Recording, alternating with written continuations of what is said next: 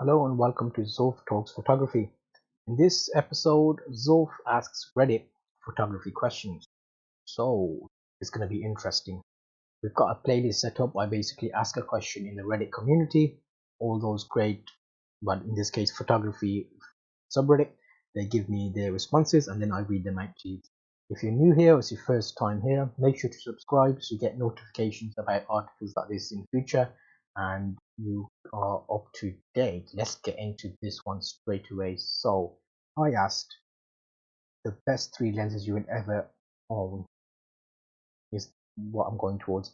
But I saw an article saying the only three lenses you ever need, and I said, really? That's the question to Reddit. And this was the article, the three best lenses you'll ever own. I'll link you to this subreddit in the description so you can see all of this information. 30 comments. Thank you everybody that responded. So it's always great to get opinions from people.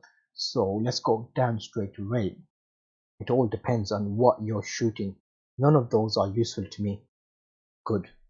See, IT catch, if I said that right. That's the right way to answer it. Because it depends what you're shooting is a big factor of what lenses you use. Anyway, let me carry on. None of these are useful to me if I'm shooting an air show or I'm doing macro photography, but the 70-200 2.8 is probably one of the most popular lenses that people have because it's very versatile. I think that was the third one on their list. So yes, good. Yep. So one of the most probably totally agree with that statement.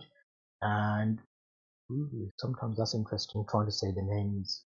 Bugalago.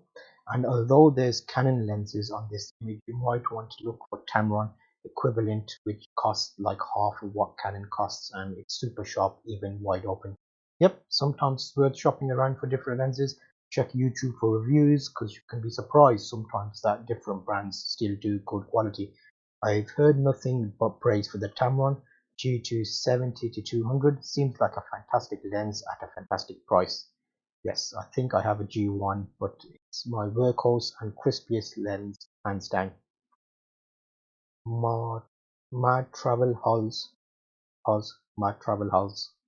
Sorry if I said that wrong. And it's heavy at Adobe as blah blah blah. I try one. Okay, and I was totally impractical to have that lens in camera and go around taking photos and change lens was a little nightmare. Okay, it wasn't mine, so I was very careful to not damage the lens. Too expensive for me, but I like small lens that can change and put in my pocket.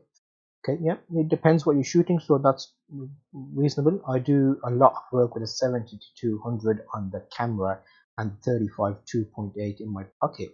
I might also carry a tally converter. Heavy? Yeah, but it gets the job done. Boom. Sometimes, if it's what you need, you have to live with the heaviness. And no doubt about that. Awesome lens, amazing quality, pro lens to pro work. I forgot to say that I tested it 77D aspherical, so with a crop factor of 1.6, the 70mm became, yes, so you got the extra reach, was too tight for all utilization. About the 35 in your pocket. When you put the 35 on camera, where do you put the 70-200? I bet that isn't in your pocket. I tested the IS2 version. I don't know if other versions are smaller or not. Okay, so let's see his response. Burdig one double R. He's a regular actually. Thank you. He's responded to a few comments of us. I usually carry a holster bag large enough to fit the 70-200. Okay, yeah, good call. On the camera. When I switch to 35, I leave the 70-200 in the bag. It's no big deal to hand carry or sling the camera with the 35 installed in a pinch. The camera can fit in the bag with 35 mounted. Okay, good. If you use a sling, you'll usually want to attach it to the lens foot. So another option is to sling the 70-200 while you shoot with the 35. Okay, yep, that's interesting. Okay, basically what most photojournalists around the world carry in their daily kit. Sis Ipaska. Oh, hello, royalty. He's a LinkedIn premium member. Thank you for commenting. So, yep, that's basic super wide, all rounder telephoto. Basically, my setup. I've got the 70 200, 2040 70, and I've got I don't have a wide because I don't do extreme wide shoots, but if I needed it, I would get something like that. So yes, sometimes a general zoom might be replaced with a 35, 50 or 85mm, and lenses like the 300 2.8 only come out for certain event sports. In the wide end, 16 to 35 is usually the best choice, as long as going up to 35 makes it much more useful for general situations. Okay, yes, good.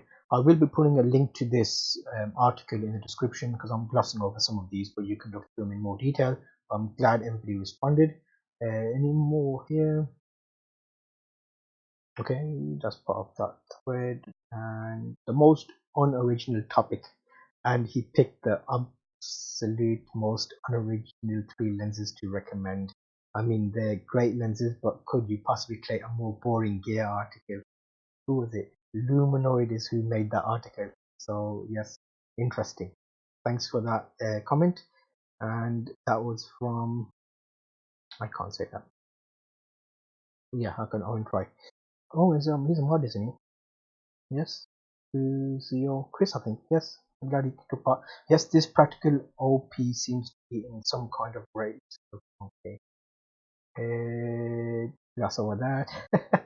Okay, articles and oh yes, okay, there's loads more information here, so you be sure to check that out. Whoa, an article with a clickbait headline explaining the benefits of the Holy Trinity. Stop the press.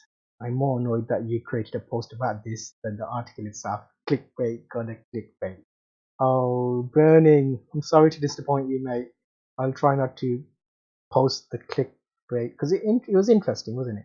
Because I read it and I thought, you know what, it'd be interesting to get your feedback. So thank you, and I'll put a link to the remaining playlists so you can check out the other articles about me asking Reddit questions. I also have a series about me asking LinkedIn questions because there's a great community there for photographers who answer as well. So thanks for tuning into this one, and I'll see you on the next video.